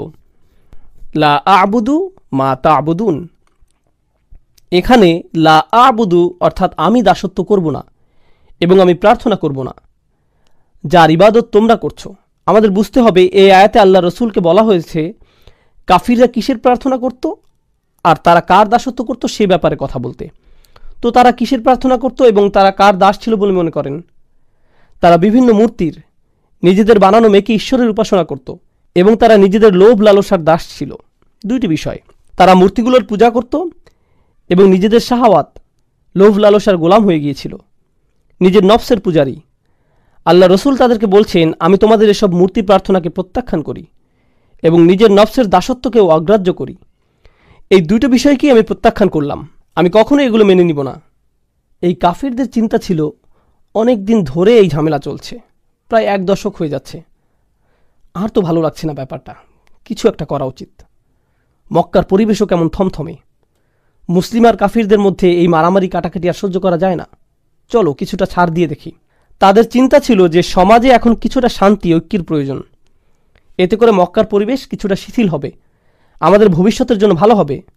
লা আ'বুদু, বেশিরভাগ ব্যাকরণবিদের মত অনুযায়ী এই আয়াতে মুদারিতে লা শব্দটির কারণে বর্তমানের চাইতে ভবিষ্যতের কথা এখানে অধিক বোঝানো হয়েছে। অর্থাৎ রাসূলুল্লাহ বলছেন, তোমরা আশা করে কোনো লাভ নেই, আমি কখনোই তোমাদের আশা অনুযায়ী কাজ করব না। তোমরা যদি মনে করো ভবিষ্যতে তোমাদের হয়তো সুযোগ আছে, সময় গেলে পরিস্থিতি পাল্টাবে, আমি কখনোই এসবের প্রার্থনা করব না। এবং তোমরা যা কিছুর উপাসনা করছো এবং দাসত্ব মেনে নিয়েছো, সেসবের দাসত্ব আমি কখনোই কবুল করব না, এমন কখনোই হবে না। তোমাদের মাথা থেকে এই চিন্তা দূর করে ফেলতে পারো। চলুন আমরা পরের আয়াতে যাই। ওয়ালা আনতুম আবিদুনা মা আ'বুদ, আর হ্যাঁ, তোমরা কখনোই প্রার্থনাকারী তো ছিলে না, না তোমরা কখনো দাসত্ব স্বীকার করেছিলে। এখন আবিদুন শব্দটা একটা ইসম, অর্থাৎ এটি একটা বিশেষ্য। তার মানে এখানে বোঝানো হচ্ছে তোমরা অতীতে কখনোই এবং বর্তমানেও না আর ভবিষ্যতেও তোমরা কখনো কোনোভাবেই আমি যে সৃষ্টিকর্তার উপাসনা করি তার উপাসনা করবে, বা যে সৃষ্টিকর্তার দাসত্ব আমি করি তার দাসত্ব মেনে নিবে। এটা অতীতে আগে কখনোই হয়নি এবং ভবিষ্যতেও কখনো হওয়ার কোনো সুযোগ নেই। তার মানে বোঝা যাচ্ছে যে এটা শতভাগ নিশ্চিত তারা চিরন্তনভাবে এই কুফরির উপর বিদ্যমান। এখন আপনারা যদি এই আয়াতটি ভালোভাবে বুঝে নিতে চান, কেন আল্লাহ বললেন যে তারা তাদের কুফরির উপরই বিদ্যমান থাকবে, কেন তারা কখনোই মানবে না? কুরাইশদের এই নির্দিষ্ট কিছু নেতাদের কেন আল্লাহ এভাবে অভিশপ্ত করলেন, সেটার উত্তরটি কোরআনের অন্য এক স্থানে আমরা পাই। আল্লাহ বলেন, আম আমরামু আমরান ফা ইন্না মুবরিমুন। খুবই গুরুত্বপূর্ণ একটি আয়াত। এই আয়াতটি বোঝার জন্য আপনাদের খুবই গুরুত্বপূর্ণ একটা শব্দ সম্পর্কে ধারণা নিতে হবে। আরবি শব্দটি হচ্ছে ইব্রম। ইব্রম এই শব্দের অর্থ হয় কোনো স্থাপনার জন্য দড়ি বাঁধা। আপনারা নিশ্চয়ই জানেন আগেরকার দিনে আমাদের কাছে সিমেন্ট ছিল না, সিমেন্ট বলতে কিছুই ছিল না। তো এখন আপনার কাছে 2 টুকরো কাঠ আছে, আপনি সেগুলো কিভাবে জোড়া লাগাবেন? বেঁধে নেওয়া ছাড়া আর কোনো উপায় নেই। আপনি কোনো দুর্বল বা পাতলা কোনো দড়ি অবশ্যই নেবেন না। আপনি দ্বিগুণ মোটা করে একটি দড়ি নিতে হবে, সেটা ঘুরিয়ে পেঁচিয়ে শক্ত করে নিতে হবে। আর সেটা কেবল একবার বাঁধলেই হবে না, একের অধিক গিঁট দিতে হবে। অর্থাৎ প্রক্রিয়াটি প্রত্যেক ধাপেই দ্বিগুণ, দ্বিগুণ, ত্রিগুণ এভাবে করে করে পদক্ষেপ নেওয়া হচ্ছে, যাতে নিশ্চিত থাকা যায় যে দড়িটি কখনোই ছিঁড়বে না। আর আল্লাহ তাআলা এখানেই এই শব্দটি ব্যবহার করছেন কাফেররা তাদের কুফরের উপর স্থির থাকতে ঠিক কতটা প্রতিজ্ঞাবদ্ধ সেটা বোঝাতে। আবরমু আমরন, তারা কি তাদের এই সিদ্ধান্তের ক্ষেত্রে দড়িতে গিঁট লাগার ন্যায় প্রতিজ্ঞাবদ্ধ হয়ে গিয়েছে? তারা কি তাদের সিদ্ধান্ত এতটাই দৃঢ় যে তারা কখনোই আর ফেরত আসতে চায় না? কেননা আপনি যদি একবার এই দড়িতে গিঁট লাগিয়ে দেন, তার মানে বোঝা যাচ্ছে যে আপনার ইচ্ছা আর কখনো ফেরত না আসার। বিষয়টা জুতার ফিতার ন্যায় সহজ নয় যে কিছুক্ষণ পর আপনি আবার খুলে ফেলবেন। আল্লাহ বলছেন তারা এতটাই নিশ্চিত যে তাদের কুফরির এই সিদ্ধান্তে তারা আর কখনোই ফেরত আসতে চায় না। বিষয়টি কেমন? যদি এমনই হয়, ফা ইন্না মুবরিমুন, তাহলে আমরাও আমাদের দড়ি বেঁধে দিচ্ছি। যদি তারা এতটাই নিশ্চিত থাকে, তাহলে আমরাও নিশ্চিত যে আমরা তাদেরকে কুফরির উপরই প্রতিষ্ঠিত রাখব। আর দেখুন, আল্লাহ যখন তাদের দড়ির কথা উল্লেখ করছেন, তখন ফিল বা ক্রিয়া ব্যবহার করছেন। আবরমু ফেইল মাজি বা অতীতকালের ক্রিয়া। কিন্তু আল্লাহ যখন নিজের দড়ির কথা বলছেন, তখন তিনি বিশেষ্যর ব্যবহার করছেন। আপনারা জানেন এমন ক্ষেত্রে ক্রিয়া এবং বিশেষ্যের মধ্যে তফাৎ কেমন হয়? ক্রিয়া ক্ষণস্থায়ী, কিন্তু বিশেষ্য চিরস্থায়ী। অর্থাৎ তারা আজ যতই নিশ্চিত থাকুক যে তারা সেই দড়ির গিঁট খুলবেই না এবং ঈমান আনবে না, বিচার দিবসে যখন তারা নিজেদের কর্মফলের সম্মুখীন হবে, আপনারা জানেন কি হবে, তাই না? রুবামা ইয়াউদ্দুল্লাযীনা কাফারু লাউ কানু মুসলিমিন, হয়তো অবিশ্বাসীরা চাইবে সেদিন মুসলিম হতে। তারা চাইবে তাদের সেই গিঁট, সেই দড়ি যাতে কোনো মতে একটু খোলা হয়। কিন্তু অনেক দেরি হয়ে গেছে, অনেক সময় চলে গিয়েছে। তাই আল্লাহ বলছেন, ফা ইন্না মুবরিমুন, আমার বাঁধন তো চিরদিনের জন্য। বিশেষের ব্যবহার হয়েছে এখানে, অর্থাৎ সমাপ্তি ঘটে গেছে, শেষ। আর কাফিরদের ক্ষেত্রে বলা হচ্ছিল সংশয় আকারে, তারা কি আসলেই এভাবে দড়িতে গিঁট লাগাতে যাচ্ছে? সত্য কি? কিন্তু এখানে কোনো সংশয় নেই, এটাই সত্য। আল্লাহ বলছেন আল কাফিরুন, তাহলেই এটাই হবে। অন্যভাবে বললে, তারা তাদের সিদ্ধান্ত স্থির করে ফেলেছিল, তাই আল্লাহ তাআলাও তার সিদ্ধান্ত নিয়েছেন। অবাক হওয়ার কিছু নেই। তোমরা কখনোই সেই সত্তার প্রার্থনা করনি যার প্রার্থনা আমি করেছি। মনে করো না যে আমার নবুয়তের পূর্বে তোমাদের আর আমার বিশ্বাস একই ছিল। না না না, কখনোই না। ওয়ালা আনতুম আবিদুন, তোমরা কখনোই করনি, কখনোই সঠিকভাবে প্রার্থনা করনি। আগেও কখনো করনি, ভবিষ্যতেও কখনো করবে না। যার দাসত্ব আমি এখন করছি, তোমরা তা মেনে নিবে না। আবুদ, এই শব্দটি রাসূলের জন্য বর্তমানকালে ব্যবহৃত হয়েছে। খুবই চমৎকার প্রয়োগ। এই শব্দটি বর্তমানকালে ব্যবহৃত হলে কি বোঝায় জানেন? তিনি তার অতীত বোঝাননি, তিনি শুধুমাত্র তার ভবিষ্যৎ নিয়ে বলেছেন। আর এটি খুবই চমৎকার কেন জানেন? কারণ তিনি কখনোই শিরক করেননি। রাসূলুল্লাহ সাল্লাল্লাহু আলাইহি ওয়াসাল্লাম কখনোই শিরক করেননি, সেটা আমরা জানি। কিন্তু সত্যিকার অর্থেই তিনি আল্লাহর বান্দা তখন হলেন যখন আল্লাহর পক্ষ থেকে তার নিকট ওহী আসা শুরু হলো। তিনি সত্য খুঁজে ফিরছিলেন, সর্বক্ষণ চিন্তায় পেরেশানিতে মগ্ন ছিলেন। ওয়াজাদাকা দাল্লান ফাহাদা, আমরা তোমাকে অন্বেষণ করতে দেখেছি এবং পথ প্রদর্শন করেছি। কিসের পথ দেখানোর কথা বলা হচ্ছে? দাসত্ব কবুলের পথ। হেদায়েত ও দাসত্ব একই পথের পথিক। ইয়াকা না'বুদু ওয়া ইয়াকা নাস্তাঈন, তারপরেই কি আসছে? ইহদিনা, অর্থাৎ হেদায়েত। তো রাসূল সাল্লাল্লাহু আলাইহি সাল্লাম বলছেন, এখন আমি সত্যিকার অর্থে দাসত্ব খুঁজে পেয়েছি। তবে তার মানে এই না যে তোমরা মনে করবে পূর্বে আমি তোমাদের ধর্মবিশ্বাসী ছিলাম। না না, সেটা কখনোই ঘটেনি। তাই তোমাদের এ ব্যাপারে বিভ্রান্ত হওয়া উচিত নয়। আর এখানে খুবই শক্তিশালী শিক্ষা যেটা পাওয়া যায়, সেটা হচ্ছে যদি তোমরা জানো যে আমি কখনোই তোমাদের বিশ্বাস গ্রহণ করব না, এবং আমিও জানি যে তোমরা আমার বিশ্বাস কখনো গ্রহণ করবে না, তার মানে এখান থেকে সহজেই বোঝা যায় যে আমাদের রাস্তা ভিন্ন। তাই বলা যায় এই দুইটি আয়াত এখানে ভবিষ্যৎ নিয়ে আলোচনা করছে। হ্যাঁ, অতীতের তুলনায় এখানে ভবিষ্যতের দিকে ফোকাস করা হচ্ছে। আমি কোনো কিছু ছাড় দিব না এবং তোমরাও কোনো কিছুতেই ছাড় দিবে না বলে মনে হচ্ছে। আল্লাহর উপাসনা তোমরা করবে না এবং তার দাসত্ব তোমরা মানবে না। ওয়ালা আনা আবিদুম মা আবাদতুম, এখন আমরা অতীতে ফিরে যাচ্ছি। আগের দুটি আয়াত ছিল ভবিষ্যতের জন্য, এখনকার দুটি আয়াত অতীতের জন্য। অলা আনা আবিদুন, আমি কোনো প্রার্থনাকারী নই, অর্থাৎ আমি কখনোই দাসত্ব স্বীকার করিনি। মা আবাদতুম, যার উপাসনা তোমরা করছো। ভেবো না যে তোমাদের প্রভুই আমার প্রভু, আর এভাবে ভেবো না যে আমার প্রভু তোমাদের প্রভু। এমনকি আমি পূর্বেও যে প্রভুর প্রার্থনা করতাম সেটাও তোমাদের প্রভু ছিল না। ওহী লাভের পূর্বেও আমি তোমাদের প্রভুর প্রার্থনা করিনি। সে সময় যেসব বিষয়ের মূল্য ছিল না আমার কাছে, তোমরা আশা করছো যে এখন নবুয়তের পরে, ওহী আগমনের পর আমি সেই বিষয়টির মূল্যায়ন করব। তোমরা চাও যে এখন আমি কিছুটা ছাড় দেই। অতীতেও যেখানে আমি কখনো শিরক করিনি, সেখানে এখন ওহী আসার পর এটা তো অসম্ভব। তো এখানে কোনো সুযোগ নেই যে আমি কিছুটা ছাড় দেই। ওয়ালা আনা আবিদুম মা আবাদতুম, যেটার উপাসনা তোমরা করছো সেটা তো আমি প্রথম থেকেই করিনি। এখন এটিকে অতীতের সাথে মিলিয়ে নিন। ওয়ালা আনতুম আবিদুনা মা আবুদ। এখন এখানে কিছু বিষয় আমাদেরকে স্পষ্ট করে নিতে হবে। পূর্বে রিপিটেশনের কথা আমরা বলেছিলাম। প্রথম ওয়ালা আনতুম আবিদুনা মা আবুদ ছিল ভবিষ্যতের জন্য, কিন্তু দ্বিতীয়বার যখন বলা হলো এটি অতীতের জন্য। একটি ছিল এক বিষয়ে ছাড় দেওয়ার জন্য এবং অপরটি অপর বিষয়ে ছাড় দেওয়ার জন্য। এই আয়াতটি পুনরায় আসার কারণ আমরা ইতিমধ্যে বুঝে নিয়েছি। তৃতীয় আরেকটি উপায় যেভাবে আয়াতটির পুনরাবৃত্তির কারণ বোঝা যায়, যখন আপনি কোথাও যান আর কারো বিরুদ্ধে শত্রুতা পোষণ করেন, আপনি তখন খুবই কঠিন ভাষা ব্যবহার করেন আর কারোর সাথে কঠোর আচরণের জন্য একই ধরনের কিছু কথা বারবার বলার প্রয়োজন হয়। ঘৃণা করি, আমি তোমাকে ঘৃণা করি, মেরে ফেলবো, আমি তোমাকে মেরে ফেলবো। একই কথা পুনরায় বলে আপনি কি বোঝাতে চাচ্ছেন? এখান থেকে আপনার রাগান্বিত অবস্থায় স্পষ্ট হয়। এখান থেকে বোঝা যায়, শুনেছ আমার কথা, বুঝেছ, আমি কোথাও যাচ্ছি না, আজ শেষ করেই ছাড়ব। এভাবে পুনঃ পুনঃ বলা এটি রাসূলের বলার ভঙ্গি। আল্লাহ রাসূলকে শিখিয়ে দিচ্ছেন যে তাদের বুঝিয়ে দাও, ভালোভাবে আলোচনা করে নাও, তারা সঠিক অর্থে যেন বুঝে নেয়। যদি তারা প্রথমবার না বুঝে তাদেরকে আবার বলো। এটি মূলত খুবই কঠিনভাবে বলার একটি মাধ্যম। অলা আনতুম আবিদুনা মা আবুদ। এখন এখানে মা শব্দটি খুবই গুরুত্বপূর্ণ।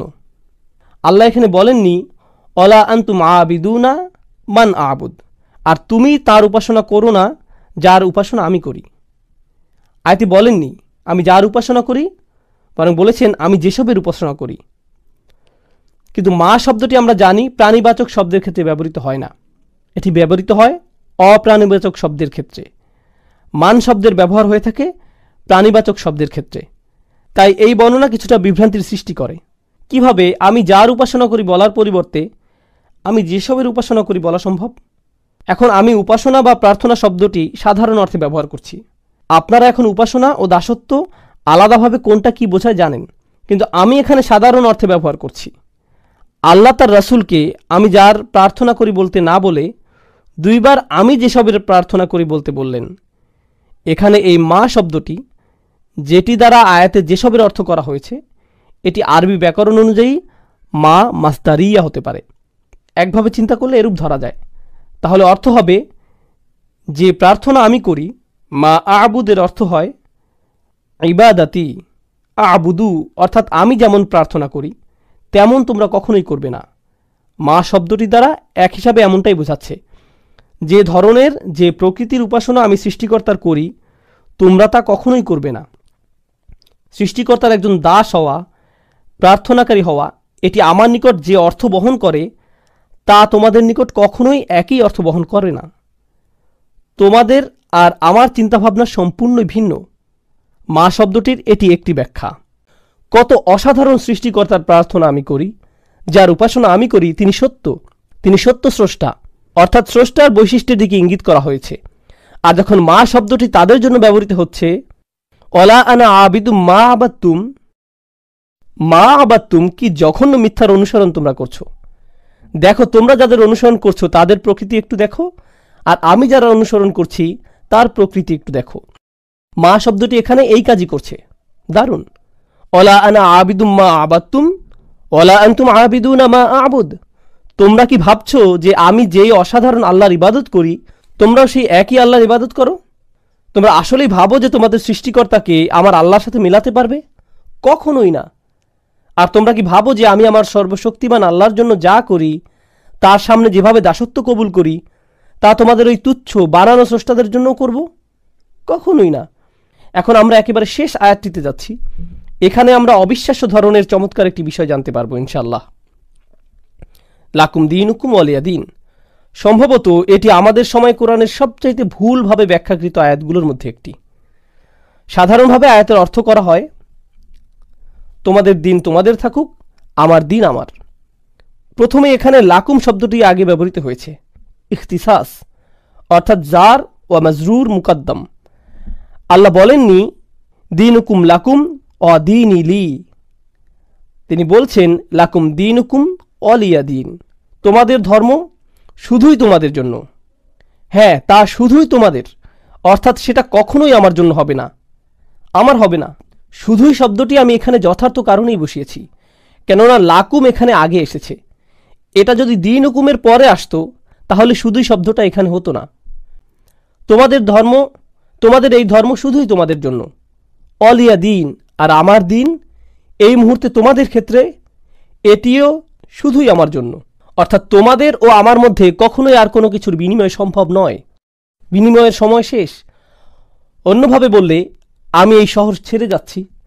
এই আয়াতগুলো মূলত রাসূলের হিজরতের পূর্বাভাস, কেননা কোনো জায়গায় যখন দাওয়ার আর কোনো কারণ অবশিষ্ট থাকে না তখন হিজরত অবশ্যম্ভাবী। কারণ রাসূলের মক্কাতে থাকার কারণ একটাই, দাওয়া। নামাজের পরবর্তী 10 মিনিটের সেশনে আমরা সূরাটি একেবারেই শেষ করে দেব ইনশাআল্লাহ তাআলা।